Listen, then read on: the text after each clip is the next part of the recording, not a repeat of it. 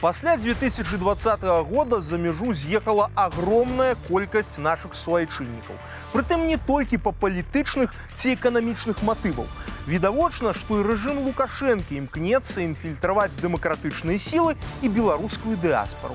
Пры гэтым ягоныя прадстаўнікі некаторыя даволі не супраць патусавацца на тэрыторыі краінаў так ненавіснага ім захаду.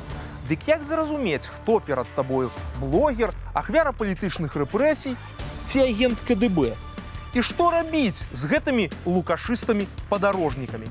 Паважанае гаспадарства, добрый вечар. Мяне зваць Зміцер Міцкевіч, а вы глядзіце ток-шоу «План Б». Я видел Европу. Все сжато, все задымлено, все грязно. Люди трутся один от другого, толкают. Тяжело жить людям там. Лукашенко и лукашисты так не любят Европы, что просто на топами ездят туда отпочивать. Покаштовать европейской кухни, у крамах затовариться, детей у престижные университеты уладковать. А пасля вернуться на родиму и пляваться до всего гэтага. Да споборничать, кто больше жахов расскажет про европейские каникулы. Люди со светлыми лицами фонтанируют ненавистью, готовы взрывать, расстреливать, пытать всех, кто не вписывается в их концепт. Число бездомных в ЕС приближается к 1 миллиону. Еще в прошлом году их было на 100 тысяч меньше. Аматор посидеть с жонкой у варшавских кавярнях Юрий Воскресенский сгадывал Европу гэтак. Там жестко блокируется любое альтернативное мнение. Ты моментально выставляешься маргиналом, люмпинизируешься, ты лишаешься всех ресурсов.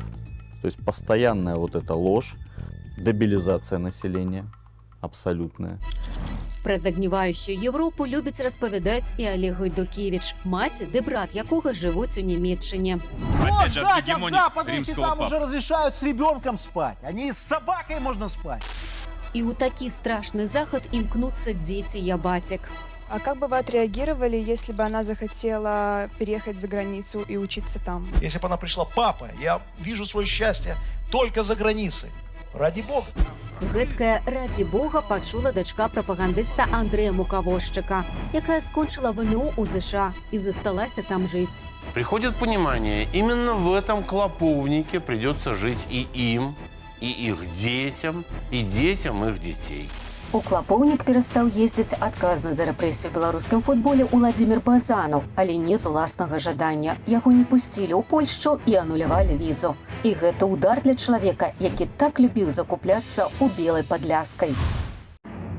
Але надалей бесперашкодна ездзяць па еўрапейскіх краінах былыя сілавікі, што ўдзельнічалі ў здушэнні пратэстаў і рэпрэсіях супраць беларусаў. І не проста катаюцца, а працуюць у Еўропе. Теперь этот человек получил 20-летнюю выслугу и сейчас приехал работать дальнобойщиком. Ну, то есть, а что же так? У тебя же там хорошая страна. Што цягне лукашыстаў на загніваючы Запад? Жаданне жыць там, дзе лепей? Імкненне зарабляць больш? Ці для выведкі ды правакацыяў? Або дзеля ўсяго гэтага разам?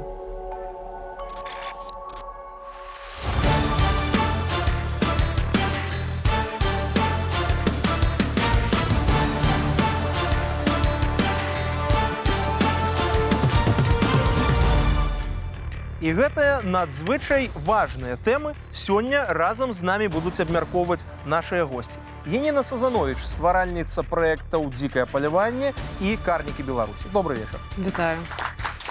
Александр Азараў, кіраўнік «Байпол». І Юліяна Шемітавец, прадстаўніца кіберпартызанаў.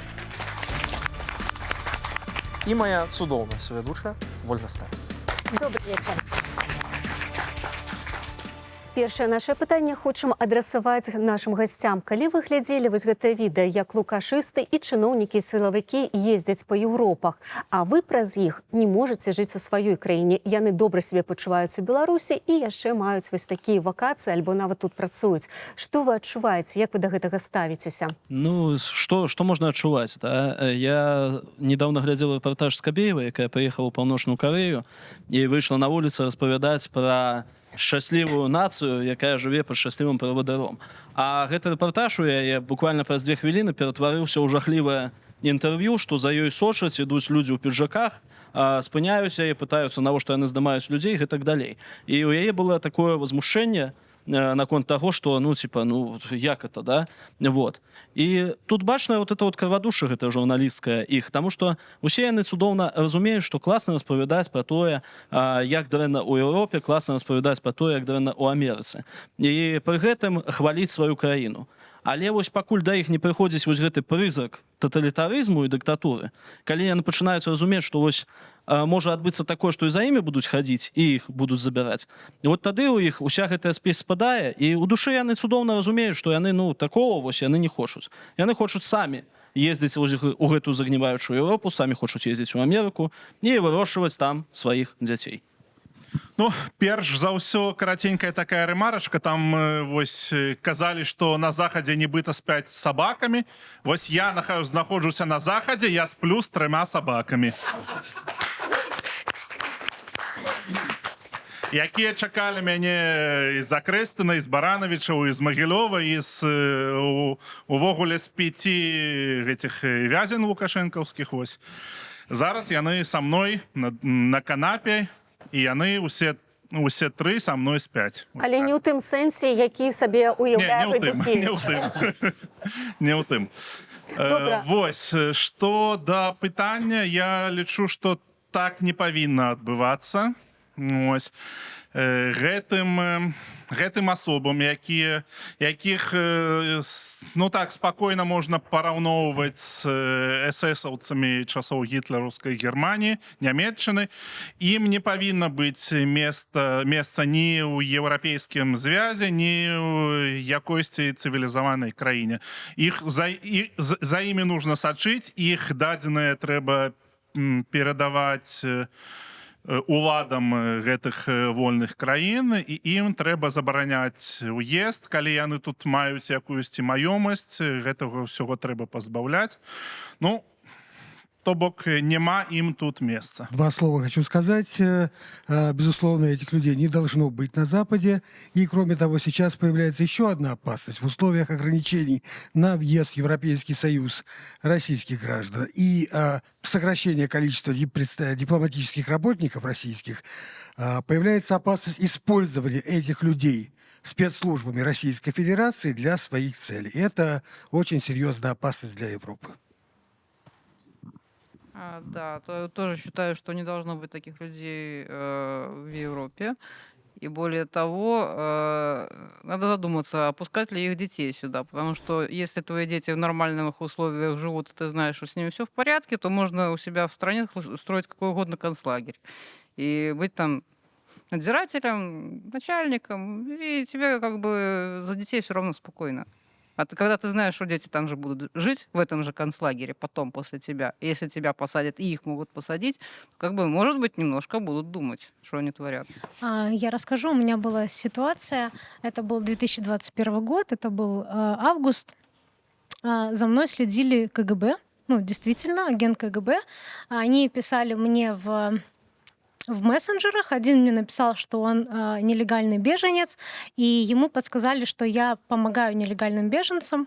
Вот, и спрашивал у меня, где собираются все беглые с Магары. Вот. Ну, естественно, я поняла, что это какой-то ГБшник. Потом мне писал, что напиши, пожалуйста, мне свой адрес, я хочу с тобой встретиться, хочу лично обговорить, как нелегально перейти границу. Вот. Ну, на это я ему ответила, ты же уже нелегально перешел, зачем тебе я? Потом мне писали еще несколько там людей, что якобы со мной познакомились на сайте знакомств и хотят со мной встретиться. Вот. Потом разговор зашел про Беларусь, и они тоже начали спрашивать, где собираются белорусские змагары, где у нас проходят акции. Вот. И меня это очень насторожило, что было несколько человек. Потом я начала спрашивать у других, и оказалось, что за 5 человеками, включая Олю Карач, и Веронику Мищенко, за ними тоже следили КГБ. Мы, так сказать, начали такую спецоперацию. Вот. Действительно, с помощью Вероники Мищенко, с помощью Ольги Карачи, отдельная благодарность, полиция начала работать, и действительно она установила, что как минимум 4 человека, представители КГБ, они следили за нами, следили за акциями белорусов. Также они приезжали к космосу, который сейчас живет на границе, да, у него так форт космоса, вот, они там следили за ним, делали фотографии, и этих людей потом Литва выслала, это был 2021 год, вот. Значыць, я лічу, што, вядома, дапускаць такое не можна, каб тыя людзі ездзілі на закупы альбо на падарожжы пэўныя замежжа, асабліва вось кантэксце, вы знаеце, бачання такого санкцый, умоўна кажучы, калі звычайнага беларуса, які можа быць праеўрапейска накіраваны, якіх большасць, як мне падаецца, у нашай радзіме.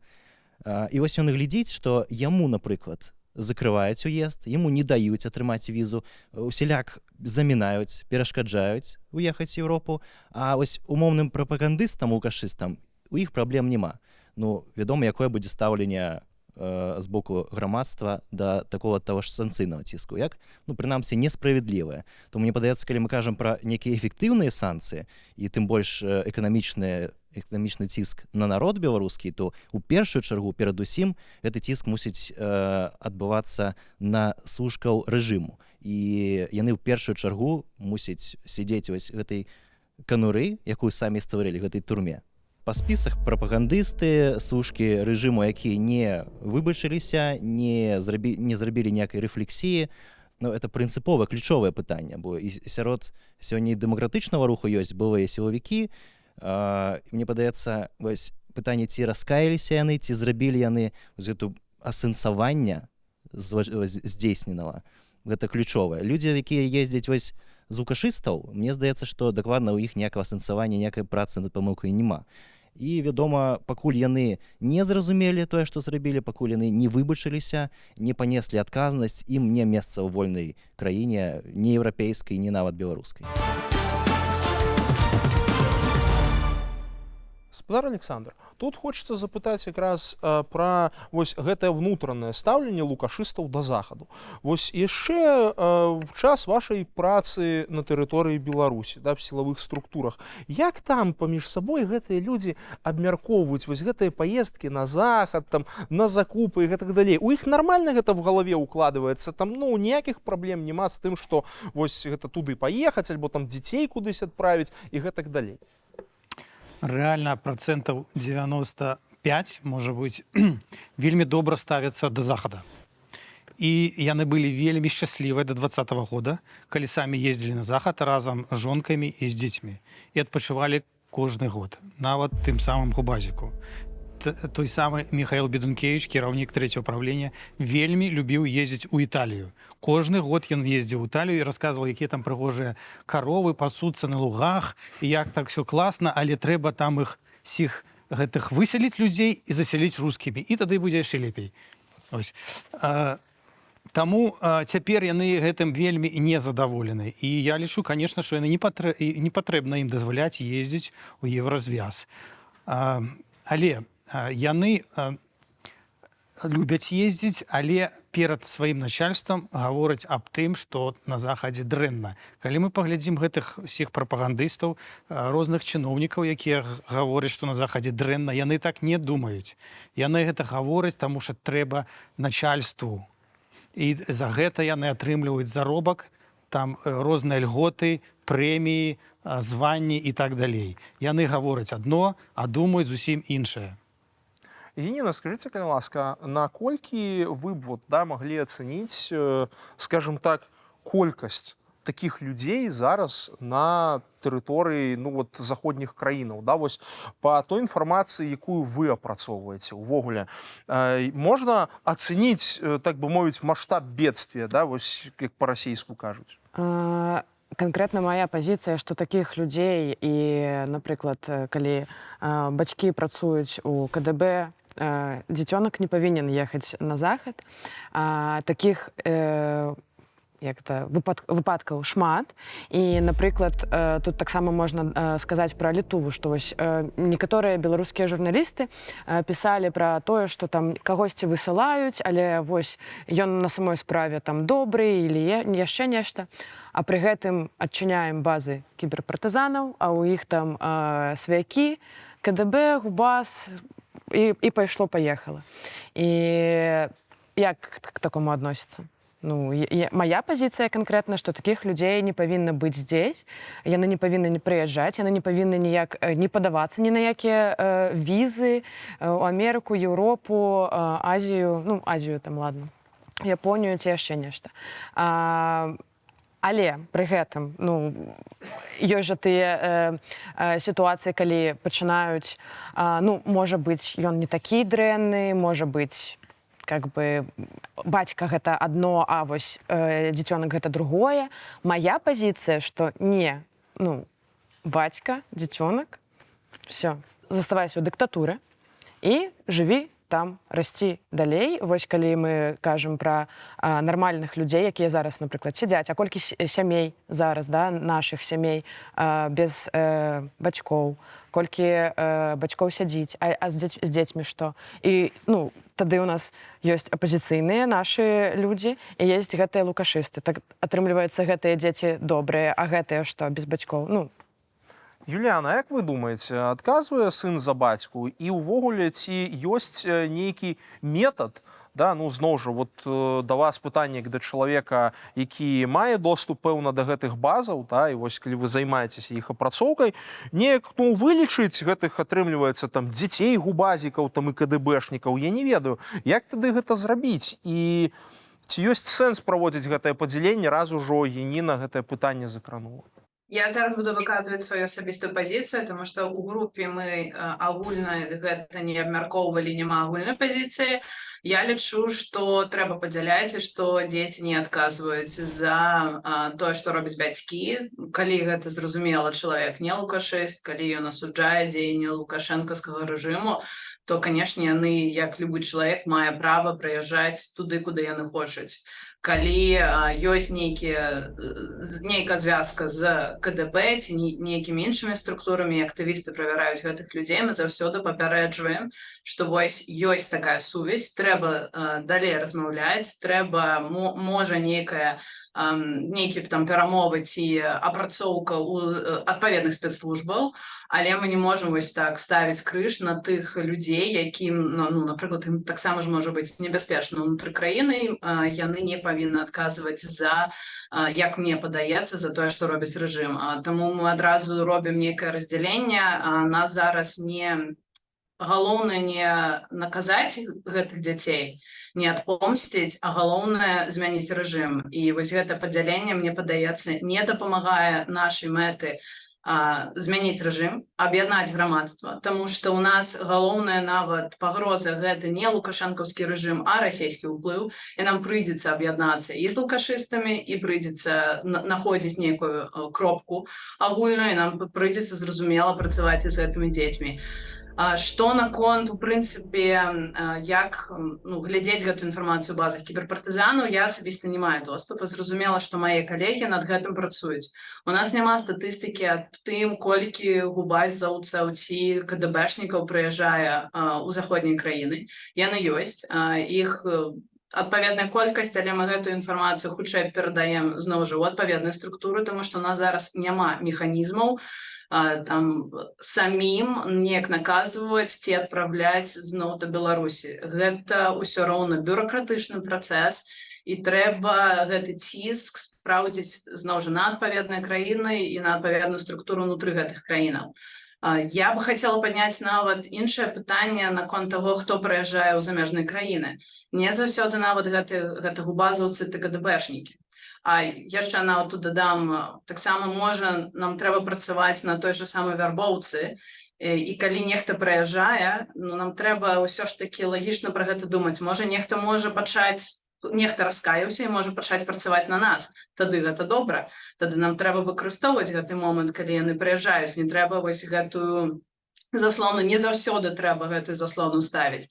Але вяртаючыся да таго, хто прыязджае, таксама вельмі рызыковая сітуацыя ў тым, што прыязджаюць крымінальнікі. Не па палітычных матывах, якія адсядзелі ў турмах, а сапраўдныя гвалтоўцы, забойцы, якія прыязджаюць з паперамі ад рэжыма, што яны нібыта пакуталі ад палітычнага ціску і падаюцца на дакументы, на палітычныя дакументы ў замежжы, яны атрымоўваюць іх. У нас таксама няма дакладнай статыстыкі, і не заўсёды ўсіх можна апрацаваць, але лічба можа дасягаць і тысячаў людзей, якія ў такім кантэксце прыязджаюць у замежжы. Гэта вялікая рызыка як да актывістаў Беларусі, так і да краіны, дзе гэтыя крымінальнікі знаходзяцца. Добра, раз ужо пра гэта загаварылі, як рэжым можа выкарыстаць гэтых людзей, спадар Александр? Якія ўвогуле ёсць схемы прац з такой агентурай і наколькі, в прынцыпе, ёсць нейкія дэпартаменты ці ведомствы, якія гатовы гэтую працу паспяхова весці цяпер у лукашыстаў? Я бы хотел вернуться яшчэ да пытання, дадаць. Значыць, не ўсе былыя сілавікі, губазікаўцы, як тут кажуць, і супрацоўнікі КДБ, і іх дзеці, значыць, прымалі ўдзел у рэпрэсіях супраць беларускага народа. Трэба раздзяляць гэтых людзей на тых, хто браў удзел у рэпрэсіях і хто не браў удзел у рэпрэсіях. Тых, хто не браў удзел у рэпрэсіях, таксама вельмі шмат. Яны звальнялись якраз пасля 2020 года, іх вельмі шмат, і яны сюды прыехалі і працуюць па ўсяму Еўразвязу. І таму трэба па кожнай асобе разглядаць гэта пытанне асобна. Браў ён удзел у рэпрэсіях ці не браў, а не проста ўсіх. Вы служылі, значыць, вам всім закрыць мяжу. Ну, але вот да пытання, наколькі гэтых людзей, якім чынам можна выкарыстоўваць. Вось крымінальнікаў зараз толькі што ўзгадалі. Ну, вось увогуле, ці ёсць нейкі дэпартамент у рэжыма Лукашэнкі, які здольны пабудаваць такую агентурную сетку і ёй нармальна кіраваць? Ну, і зноў жа, ці ёсць на гэта сродкі? Таму што тут жа цэлы шэраг пытань. Значыць, за мяжу адпраўляць афіцыйна агентуру могуць толькі КДБ і ГРУ. Так? МУС не мае права адпраўляць, але яны могуць адпраўляць неафіцыйна. А таксама выкарыстоўваць людзей, якія ўжо з імі мелі нейкія стасункі, а цяпер знаходзяцца за мяжой, яны могуць з імі выйти на сувязь. І мы ведаем, што і студэнтаў апрацоўваюць, якія вяртаюцца з Еўразвязу, іх вызывалі ў КДБ вельмі шмат. І гэтых дальнабойшчыкаў таксама яны апрацоўваюць. І, канешне, можа, ім грошы і не патрэбны. Цяпер людзі пасля апрацоўкі яны могуць працаваць без якіх грошай. Вы бачыце, што калі затрымалі чалавека, і ён уже піша пакаяльнае відэа, і нават не трэба прымяняць і нейкую сілу. Яму просто сказалі, ну, ты ж ведаеш, што з табой будзе, так, давай чытай тэкст. І ён чытае тэксты, і нават яго пальцам не чапалі. Таму таксама гэта робіцца з іншымі людзьмі, яму просто даюць заданне, і ён едзе яго выконваць, і грошай не трэба плаціць, і дзяржава ніякія выдаткі на гэта не нясе. Агентура, конечно, за мяжой ёсць, але не трэба думаць, што яна паўсюль, прям там за кожным углом, і ў кожнай арганізацыі іх там десяткі. Не. Яны ёсць, але не вельмі шмат. Ось, каб з імі працаваць, трэба, з агентамі працуюць аператыўныя супрацоўнікі. І займаюцца тымі агентамі за мяжой не ўсе аператыўныя супрацоўнікі, іх не вельмі шмат. І кожны супрацоўнік не можа працаваць там, што ў него 100 агентаў там у тым Еўразвязе. Не, некалькі чалавек можа быць. Мы размаўлялі таксама са спецслужбамі і Літвы, і Польшы, і яны казалі, што іх супрацоўнікі сочаць за беларусамі для бяспекі. Беларусы праводзяць некае мерапрыемства, і яны адпраўляюць паліцыю ў грамадзянскай адзежы, якія могуць дзесьці за угла і там падглядваць, каб было ўсё спакойна, а можа і фатаграфаваць якіх падазроных людзей, а беларусы думаюць, што іх фатаграфуюць і будуць там потым зліваць у Беларусі гэта фотаздымкі. Ну, раз мы просто ўжо пайшлі ў гэтую тэму, што гэтыя людзі могуць рабіць і якія парушэнні цяпер могуць выконвацца? То бок, ці можа быць пераход да нейкага палітычнага гвалту? Прайшло 3 гады, і мы бачым, што ніякага фізічнага гвалту не было. Так? Таму 99% гэтай агентуры гэта тыя, хто збірае проста інфармацыю і перадае інфармацыю. І знайсці чалавека, які можа удзельнічаць у фізічным гвалце, гэта вельмі цяжка. Гэта ў нас была толькі інфармацыя Слава Волк, ну, вядомая асоба. Всё, больш мы такіх людзей тут не чулі, і у нас інфармацыі не было. Прыязджаюць, конечно, крымінальнікі, і мы выяўлялі, калі праводзілі верыфікацыю тых, хто падаецца на бежанства, пераходзіць мяжу нелегальна, і там аказвались людзі, якія сядзелі за забойства 15 гадоў, адсядзеў, вызваліўся і адразу пайшоў там, напрыклад, у Літву прасіць бежанства, нібыта ён уцякач. Мы такіх выяўлялі шмат. Гэтыя людзі, конечно, на фізічны гвалт спасобны і іх могуць у гэтай працы выкарыстоўваць. Але былі таксама крымінальнікі, тыя самыя, якія сидзелі за цяжкія злачынствы, якія прыходзілі сюды і давалі нам інфармацыю. Яны на самой справе ненавідзяць таго самого Лукашэнку, яго рэжым. Яны расказвалі нам інфармацыю, што, напрыклад, той самы Губазік, яны вербавалі варов в законе, так называемых, з Турцыі, якія там Беларусі іх ж няма, вы ведаеце, іх всех повыганялі, і хацелі іх прыслаць да Польшчы, каб учыніць якийсь фізічны гвалт наконт байпола. Бо мы асабістыя ворагі да таго самого Губазіка. Я ж там служыў, яны мяне ненавідзяць асабіста, і мне пісалі смс-кі, я паставлю ці на калені і лічна застрелю са свайго табельного оружия. Таму вот была інфармацыя, што хацелі прыслаць. І это тыя ж самыя крымінальнікі, якія з німі сядзелі, нам гэта расказваюць. Таму і крымінальнікаў трэба адрозніваць. І таму вы яму паверылі тое, што ён прыйшоў, сказаў аб тым, што... А у нас была інфармацыя, він до нас не прыйшоў, ён просто напісаў інфармацыю. Так а як праходзіла праверка канкрэтна таго, што ён не працуе на рэжым? Была такая інфармацыя і яшчэ з нашых інсайдаў сярэдзіне краіны, з супрацоўнікаў, якія яшчэ працуюць. Яніна, тут пытанне такога характару, то што раней, я памятаю, самі міліцыянты вось штодня абнаўлялі чорную кнігу Беларусі, вось толькі б не пабачыць там свой твар. Цяпер наколькі ўвогуле на іх дзейнасць уплывае тое, што вы робіце. І ці можна нейкім такім чынам, публічваючы пра іх інфармацыю, паўплываць на іхныя падарожжы ці рашэнні і гэтак далей? Яны, я ведаю, што адсочваюць інфармацыю на каналах «Дзікае паляванне» і «Карнікі Беларусі», і яны глядзелі ўсе нашы YouTube-відэа, якія ў нас на канале. Чакалі, нават была такая сітуацыя, калі там просто мелькам чалавек быў у кадры, я просто мелькам, і там мне потым дайшла інфармацыя, што вось як гэта так, нават пра гэтага чалавека не было у самім відэа. Вось, таму я ведаю, што яны сочаць, я ведаю, што яны нават з палітзняволенымі размаўляюць і кажуць, напрыклад, вось я ж з табой зараз тут спакойна і добра размаўляю, можаш, калі ласка, напісаць у «Карнікі Беларусі», каб мяне выдалілі. Я же тут з табой нармалёва, бачыш, я не такі дрэнны. Не, ты ўсё роўна працуеш на рэжым, ты вінцік гэтага рэжыма, і таму ты будзеш далей там знаходзіцца. Наконт, вось, напрыклад, Александр, вы самі задзелі гэтую тэму пра дальнабоя.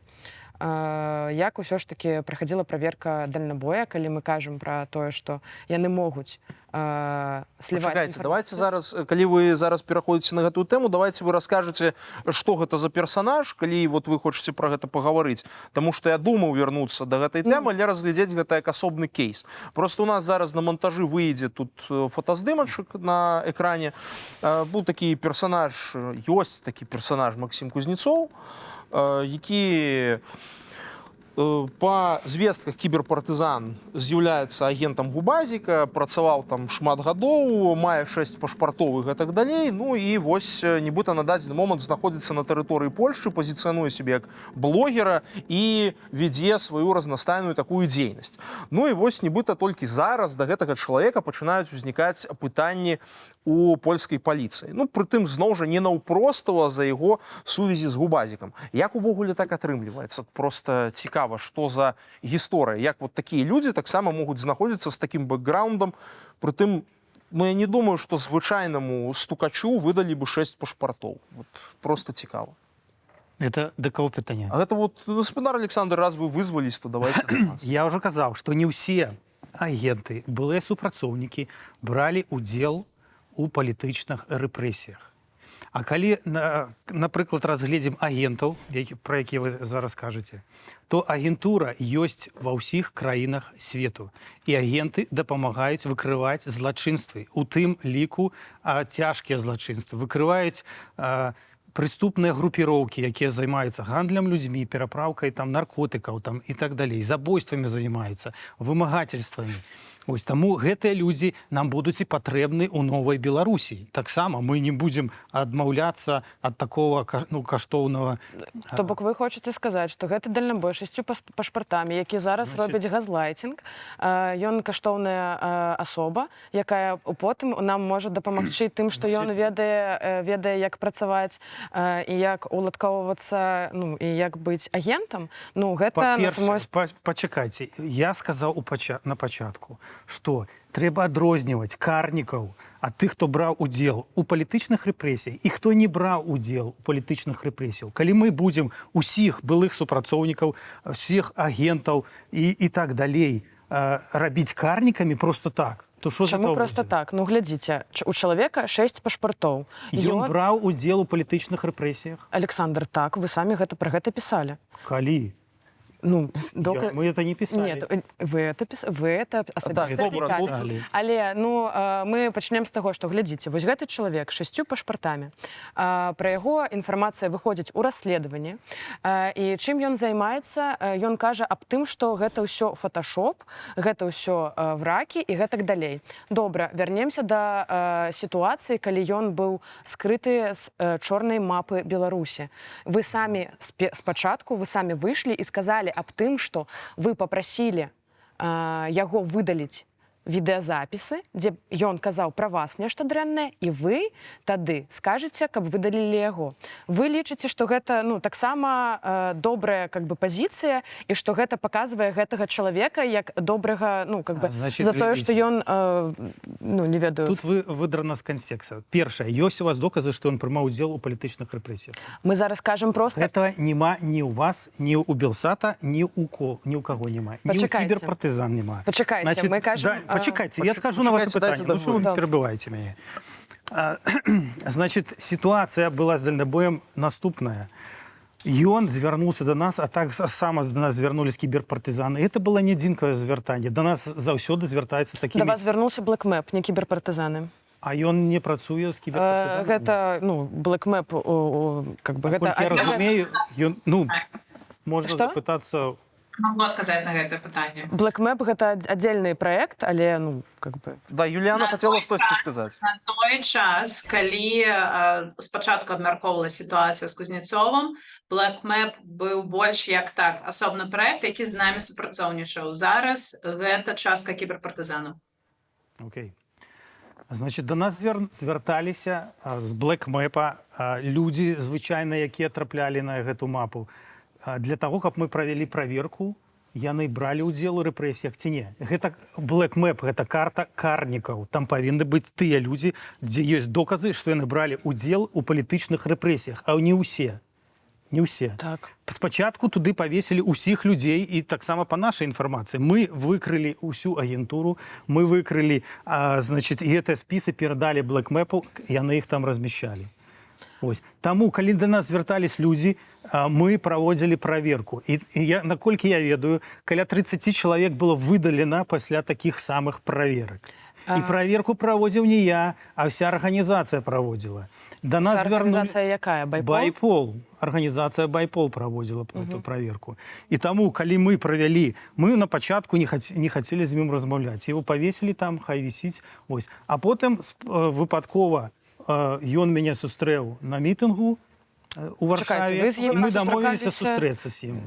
Вы з ім сустрэліся, асабіста добра, ён сустрэў вас там недзе на мітынгу, потым вы дамовіліся, але пра тое, што ён працуе ў 3-м підроздзеле Губаза... Нет, а ён там не працуе. Так гэта вы напісалі. Ведаеце, Александр... Так, добра, слухайте, давайте, зараз тут мы пераходзім на то, што вы казалі, вы не казалі. Не, я просто не люблю, калі хлусяць вось так у адкрытым. Мы не хлусім. На пачатку вісела гэта інфармацыя, а пасля праверкі яе выдалілі. Вы напісалі не выдаляць, бо ён працуе ў 3-м підроздзеле Губаза. Вы гэта напісалі. Александр, адказвайце, калі ласка, за ўсе свае касякі. Какие косяки? Косяки Мы и выдалили вранье. эту информацию, Тому- вернее, не мы выдали. Не После выдали, проверки. проверка, У вас есть по-перше, доказы, что он брал удел у По-перше, политических вы только что Нет. сами сказали, что до 2012 года. Можно я Давайте скончу, усіх калі ласка? повесим. Повесьте меня на блэкмэп. Причем, ну, Напишите карт. по-перше, ви ж серйозний Почекайте. карник. Так, тише, так, давайте так не перетворяться в балаган, тому що тут... В Єврозв'язі працює закон. Тому що менавіта зараз по сутності. Ми хотим Так вот, сутность такая, Александр. государство, якое есть закон, а не просто у всех. Так вот, Александр, коли ви самі тільки що сказали, що він працював у третьому до Ребят, 2012 придется все равно года, вырезать. потім ви самі... Разумеете, что вы- было до 2012 года, чем занимался И? третий отдел? И? Наркотиками. Что? І що? І далее протягувати думку. Ну, а наркотики, ну, що яны... Наркотики что? Это доброе. То есть наркотики можна Спадар продавати Александр, нормально. ён не павінен, як вы сказали, быць у спісе карнікаў, так? Але вы сцвярджаеце, што ён агент. Калі Я Белсат нічога не таксама сцвярджаю, распавёў, я што ён сцвярджаю, што агент... калі. Можна я Пачекайце. дакончу пытанне? Калі Белсат сцвердзіў, што ён агент, і гэта даказана наяўнасцю 6 пашпартоў і гэтак далей, то ў якім спісе ён павінен знаходзіцца? Маім калегам з Белсату ён шле пагрозы. Для мяне гэта адназначна не той чалавек, якога б я хацела тут бачыць у Еўразвязе. Пагрозы гэта іншая справа. Калі ён шле пагрозы, пішыце значит, пісьмо ў паліцыю, і кай паліцыя займаецца добра, гэтымі пагрозамі. акрамя пагроз. Значит, гэта справа не ў тым, агент ён не агент, а справа ў тым, што ён не браў удзел у палітычных рэпрэсіях. Нема такой інфармацыі. І вось вельмі важную думку мы тут закранули. Тое, што в Новай Беларусі нам таксама патрэбна будзе агентура, і з гэтымі людзьмі трэба будзе штосьці рабіць. Але таксама варта паглядзець вось яшчэ на што. Вось, Юліана, да вас пытанне пра гэты аргумент, што чалавек непасрэдна не ўдзельнічаў у палітычных рэпрэсіях. Наколькі ён працуе? Мусім мы таксама рабіць гэтае раздзяленне, кажа спадар Александр, і на якой падставе тады гэта рабіць? Ёсць, напрыклад, у вас такія дадзеныя, якія дазваляюць рабіць вось канкрэтна такія ці іншыя высновы. Ну, гэта добрая ідэя, я думаю, па гэтым ужо працуюць, збіраць з розных крыніц у звесткі, а не проста там давяраць толькі там аднаму чалавеку, які, напрыклад, нават працаваў у гэтых структурах. У нас немагчыма адказаць, у нас немагчыма знайсці ў базах, дзе б вось чырвоным мігала, што гэта на 100% супрацоўнік КДБ, ці на 100% агент, які займаецца па палітычных працэсах. Немагчыма. Мы заўсёды даем інфармацыю, што вось яны звязаныя, вось ёсць пашпарты, трэба гэта праверыць, трэба рабіць працу. І зразумела, у нас няма магчымасці там ісці, размаўляць з гэтымі, рабіць інтэрв'ю, адпраўляць на паліграф. Гэтай магчымасці ёсць зараз у пэўных структурах у краінах, дзе знаходзяцца гэтыя людзі. Нам трэба працаваць з гэтымі структурамі, зразумела. Я не лічу, што надо ўсіх там дабаўляць на тую ж чорную мапу, як я ўжо казала спадар Азару. Мы выдалялі людзей, калі мы атрымоўвалі звесткі і давяралі той інфармацыю, якую і ад Байпола шла, ці зараз мы там на сувязі таксама з Белполам. Таму што сапраўды тыя людзі, хто не працуе на рэжым, ці сышоў і не рабіў рэпрэсіі супраць беларускага народу, іх не патрэбна гвалтаваць ні ў інфармацыйным, як нам падаецца, прасторы, ні ў фізічным. Але з гэтым трэба працаваць. Гэта цяжкая праца. Не так, што вось проста паглядзеў, загугляў і ўсё, гэта дакладны агент. Мы заўсёды вельмі сур'ёзна шукаем гэту інфармацыю і таксама вельмі акуратна і сур'ёзна даем эту інфармацыю актывістам, якія запрашваюць гэтыя дадзеныя. Але тут вось яшчэ якое пытанне. Таму што не проста, што гэтыя людзі непасрэдна не ўдзельнічалі ў палітычных рэпрэсіях, а ці не могуць яны быць задзейнічаныя цяпер для агентурнай дзейнасці? Бываюць былыя супрацоўнікі губазіку, спадар Александр, бываюць вось людзі, якія звольніліся, хаця нават былі там заўважаныя ў працы на тыя ці іншыя структуры ўжо пасля 2020 года і там шчыра раскаяліся, і вось паехалі працаваць в тую ж самую Польшчу. Я бы сказаў, што гэта нетыпічна. І я такіх выпадкаў не сустракаў. Звычайна, все, хто раней працаваў у сілавых структурах, яны ненавідзяць гэту працу. Яны мараць яе скончыць, працаваць там 20 гадоў права на пенсію і звольніцца і забыць пра гэта і нават ні з кім не сустракацца, хто там раней працаваў. Таму яго яшчэ і завербаваць, каб ён, атрымаўшы такое шчасце, звальненне з гэтых службаў, яшчэ і займацца гэтым, то я такіх выпадкаў не сустракаў. Адзін са сродкаў уплыву на лукашыстаў і іх падарожжы на захад, в тым ліку, гэта персанальныя санкцыі. Займаецца в асноўным гэтым пытаннем НАУ і прыватнасці Павел Павлович Латушка. Давайте паслухаем, з якімі праблемамі у гэтай працы даводзіцца сутыкацца. Скласці абсалютна вялікі спіс гэта тэарэтычна магчыма, але трэба зразумець, што каманда Народнага антыкрызіснага ўпраўлення працуе над персанальнымі санкцыямі штодзённа і працаваць з пункту гледжання абгрунтавання іх тых стандартаў, падыходаў, якія патрэбна выконваць у рамках Еўрапейскага Саюза, апрацоўка такой асобы можа цягнуцца паўдня альбо нават дзень. Так што адна-две асобы на працягу дня, каб скласці сапраўды змястоўнае абгрунтаванне і пазней ініцыяваць унясенне гэтай асобы ў спіс Еўрапейскага Саюза. На жаль, тут не толькі пытанне ў складанні гэтага спісу, тут хутчэй за ўсё праблема ў гатоўнасці нашых партнёраў уносіць па 100, па 500, па 1000 прадстаўнікоў рэжыму ў санкцыйныя спісы. На жаль, мы чулі таксама такія меркаванні, што ў адносінах да прадстаўнікоў рэжыму Лукашэнкі па ўнясенню ў спіскі ЕС ёсць ліміты. Нават умоўна назовем ліміты. Ліміты 5-10 асобаў. Ну, напрыклад, апошні спіс Еўрапейскага Саюза ўключаў ужо бадайжа 35 персаналей, якія былі ўнесены ў санкцыйны спісак. У адрозненні, напрыклад, ад Расійскай Федэрацыі. Так што гэта абгрунтоўваецца тым, што юрыдычныя і іншыя адпаведныя службы Еўрапейскай камісіі вельмі загружаны працай і не могуць апрацоўваць гэтыя матэрыялы. Нават калі мы іх з вамі вельмі якасна падрыхтуем, а мы стараемся гэта рабіць менавіта так, то пазней яны не прымаюць іх да разгляду, бо ў іх вялікая колькасць гэтых персанальных спіскаў. Яніна, дык можа варта аб'ядноўваць намаганні для такой высакароднай мэты? Вось вы, напрыклад, нейкім чынам супрацоўнічалі з НАУ і Павел Павловичам па вось гэтых пытаннях. Можа, разам было б спадручней? На самой справе трэба запытаць, ці супрацоўнічае НАУ з кіберпартызанамі, Юліана? Так, супрацоўнічае. Ну вось, яны супрацоўнічаюць з кіберпартызанамі, але таксама дзіўна, што яны рыхтуюць спіскі, але вось выпадак быў апошні, дадалі ў спіс неправільныя імёны на лацінкі. Як гэта? Ну, пра што гэта кажа? Пра тое, што, ну, Павлович сказала, што старанна гатуюць, але, видимо, не вельмі старанна. Ну, рук не хапае, бачыце? Вось таму ж і пытаюся, можа, вот мы тут таксама сабраліся, дыскусію у нас хапае, да, тут бачыў і крытыку, можа, неяк варта прыйсці да нейкага канструктыву все-таки, бо мне выглядае на тое, што агульную справу робім. Ну, канешне, робім агульную справу, але для мяне, напрыклад, аб'ядноўвацца, гэта заўсёды патрэбна, але аб'ядноўвацца, напрыклад,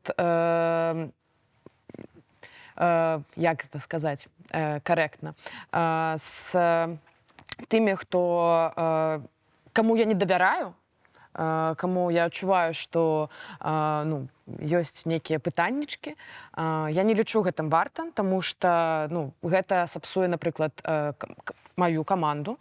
Я вельмі шаную і вельмі абараняю сваю каманду. І працу, якую мы робім, я лічу, што яна для будучай Беларусі яна вельмі-вельмі важна.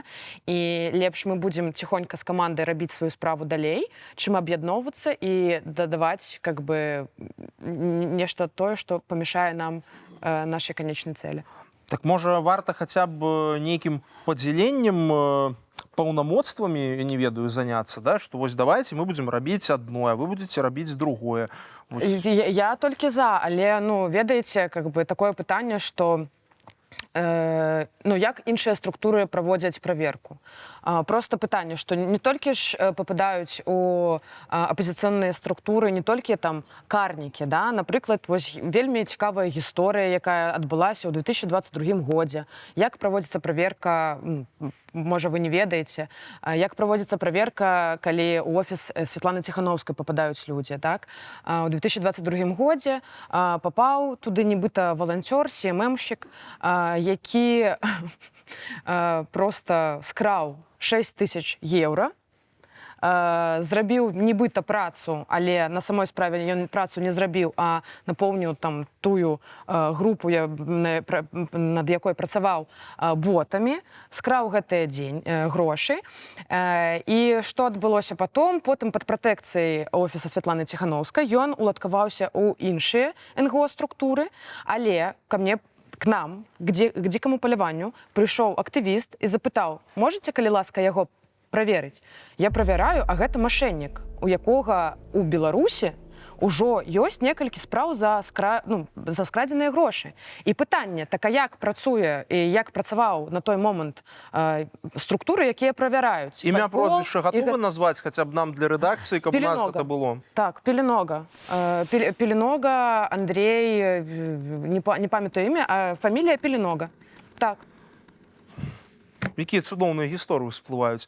Юліяна, вось тады хочацца вас запытаць, якім чынам вы бачыце гэтае прадуктыўнае супрацоўніцтва менавіта ў плане падзялення абавязкаў і нейкай каардынацыі дзеля таго, каб хаця б звесткі для персанальных санкцый супраць гэтых лукашыстаў перадаваць. Глядзіце, мы не можам самі сядзець і выкрываць у тым сэнсе, што адсочваць, там, я не ведаю, як пераходзіць мяжу гэтыя агенты, гэта зараз нерэальна. У нас няма на гэта ні чалавечых рэсурсаў, ні іншых. Да нас звяртаюцца, можа, бывае так, што нашы аналітыкі выкрываюць нейкія схемы і далей пачынаюць нейкае расследаванне, якое паказвае больш шмат людзей, якія сапраўды, хутчэй за ўсё, былі завербаваныя рэжымам. Таму мы вельмі разлічваем на тое, як да нас звяртаюцца людзі і розныя структуры, каб праверыць, верыфікаваць, у них ёсць нейкія звесткі. Як гэта сістэмна больш рабіць, это добрае пытанне. У мяне няма адназначнага адказу, гэта залежыць ад таму, што не толькі ад нас, але таксама ад таго боку, я маю на ўвазе Еўразвяз і то, як яны будуць апрацоўваць гэтыя спісы. На гэта таксама патрэбна з нашага боку нейкае палітычнае рашэнне, тому што так, гэта структура нам патрэбна. У нас ёсць байпол зараз, у нас ёсць белпол, у нас ёсць кіберпартызаны, у нас ёсць дзікае паляванне таксама, карнікі Беларусі таксама з рознымі дадзенымі. Трэба неяк выпрацоўваць гэту структуру, можа, з прадстаўнікамі, якія б раздзялялі абавязкі, але пакуль мы не дамовімся, пакуль не будзе гэтага, я думаю, таксама ў нейкім сэнсе рашэння, як, на якіх умовах, каму перадаваць інфармацыю, хто будзе перадаваць яе ў развязу, у мяне няма адназначнага адказу. Давайте вот хотя бы в межах нашай праграмы мы задэкларуем тое, што гэтае жаданне ёсць, да, і вось што мы хочам супрацоўнічаць і што мы хочам будаваць нейкую сістэму. Тут у мяне да спадара Азарова яшчэ такое пытанне: а што, калі б нам, беларусам, зрабіць наступнага кшталту фінт? Вось такую своеасаблівую службу, так бы мовіць, которая мало таго, што займалася б адсочваннем вось гэтых лукашыстаў, дык, напрыклад, таксама і выманьваннем некаторых на тэрыторыі заходніх краінаў з мэтай в спрыяльнай абстаноўцы для гэтага задаць ім все тыя пытанні, якія бы ім хацелось задаць, каб яны самі распавялі пра ўсе свае грахі і не толькі. Наколькі гэта рэальна? Гэта нерэальна, бо за такія справы можна і самому сесть за краты той самай Польшы ці Літве. Бо гэта будзе злачынства на тэрыторыі краін Еўразвязу. Мы можам рэальна толькі перадаваць інфармацыю мясцовым спецслужбам, і яны павінны прымаць рашэнні па гэтаму. Мы не можам праводзіць аператыўна вышуковыя мерапрыемствы на тэрыторыі Польшы ці Літвы, бо мы не суб'ект гэтай дзейнасці. Забаронена заканадаўствам Еўразвязу нам, прыватным людзям ці арганізацыям, гэтым займацца. Ёсць толькі спецыяльны так называемый перечень дзяржаўных устаноў, якія маюць права на гэту дзейнасць. Еўразвязе такое не створыш, пакуль не пачнецца, на мою думку, вайна, калі была армія Краёва і ў такіх толькі умовах. Юліана, як думаеце, на якія ўвогуле палітычныя рашэнні у захада можа быць воля, ну вот максімум, да, што з гэтымі людзьмі можна будзе зрабіць? Я не ведаю, в стоп-ліст іх внесці, ну і што мы можам ім прапанаваць? У нас ёсць разуменне, што іх сапраўды не хапае рук апрацоўваць усе дадзеныя, якія да іх дасылаюцца. Таму што тут таксама трэба разумець, што калі іх рашэнне можа быць насамрэч вельмі проста. Проста забараніць уезд абсалютна ўсім беларусам, каб сапраўды ніякая агентура не прыехала. Для нас зразумела, што гэта не прымальны варыянт. Што нам трэба рабіць? Ціснуць, даваць дадзеныя, будаваць давер у адносінах адзін з адным. Тут таксама трэба падкрэсліць, што ў іх часта не бывае тых дадзеных, якія ёсць у нас, таму што кіберпартызаны зрабілі ўсё магчыма на тое, каб дастаць гэтай базы, у іх ёсць гэтай базы змусу. У розных спецслужб іншых краінах гэтых дадзеных няма. Мы робім усё магчымае, каб дадзеныя па спецыфічным людзям даходзіліся да гэтых адпаведных ведомств. Таму трэба працягваць у гэтым напрамку працу. І адзінае, што я бачу, што яны могуць падтрымліваць, гэта так, нейкая разведвальная праца. Вербоўка гэта хутчэй за ўсё будзе з іх боку нейкая праца. Я не думаю, што яны гэта будзе каб мы дакладна ўсё гэта рабілі. Што магчыма, гэта таксама пытаць дапамогу нашым добраахвотнікам ва ўкраіне. І там ва ўкраіне ёсць нейкая магчымасць будавання беларускіх спецслужбаў, таму што там, як спадар Азараў казаў, ідзе вайна.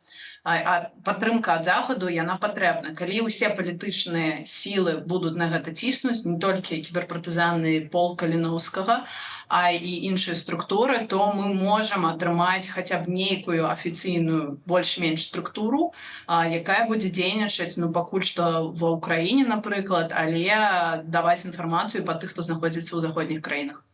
Вось тут зараз все ж таки мы вымушаны паставіць кропку, хоць тэма вельмі і вельмі цікавая і глыбокая, і мне здаецца, мы да яе яшчэ вернемся і не адзін раз. Давайте падзякуем нашим спікерам. Ну што, спадарства, карыстаемся прагматыкай, не дазваляем эмоцыям перамагаць, но самае галоўнае, працуем і перамагаем самі. Вы глядзелі ток-шоу «План Б». З вами быў Зміцер Міцкевіч. Добрага вам вечару і да пабачэння.